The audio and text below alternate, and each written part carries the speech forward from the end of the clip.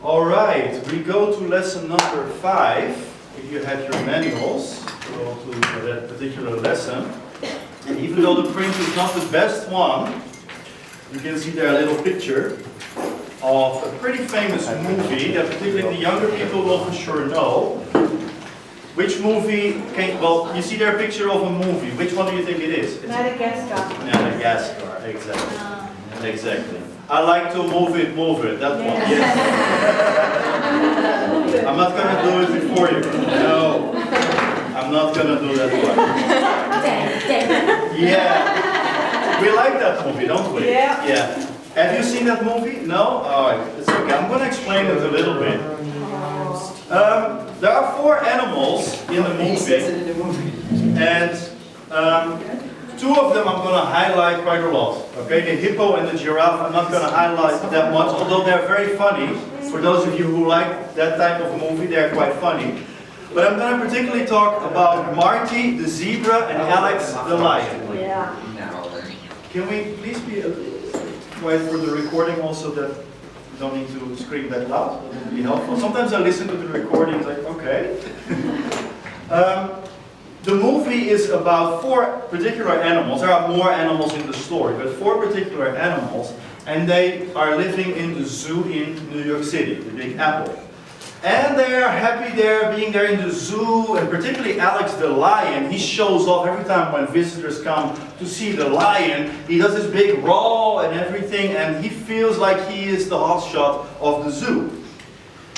The other animals also, they do their little trick and something, and the visitors absolutely love to see that.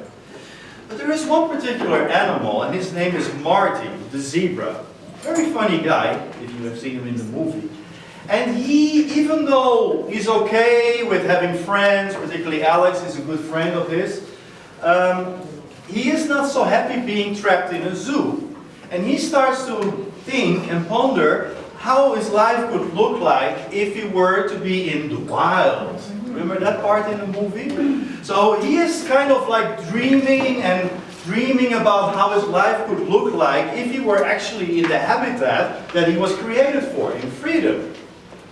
But as he started to share his dream about freedom and living in the wild and doing all kind of crazy stuff, his best friend, Alex the lion, listens to him and is like, "What are you saying?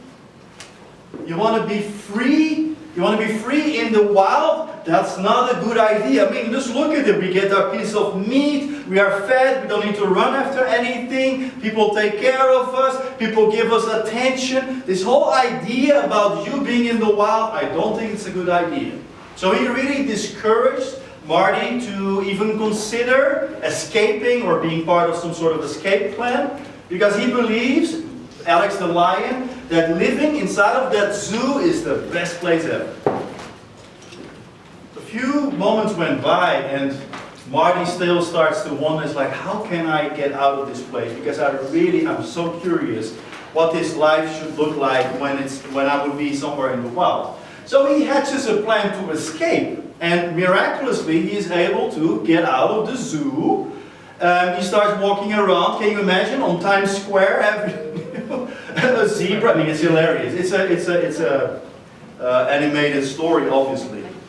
All of a sudden, his other friends, Alex the lion, Melvin the giraffe, I think it is, and there's another guy, Gloria. She's hilarious. Yeah. They realize, like, hey, where is Marty? He went to the walkabout, as the Aboriginals would say. He's going off. Why is he doing that? Is he deserting us? And they also escaped the zoo, not to get away from the zoo, but to simply get Marty back into the zoo, where he was supposed to be. But what happened is that all of a sudden they were at Grand Central Station, and they find Marty the zebra, and they're like, "You need to go back with us, you shouldn't be staying here."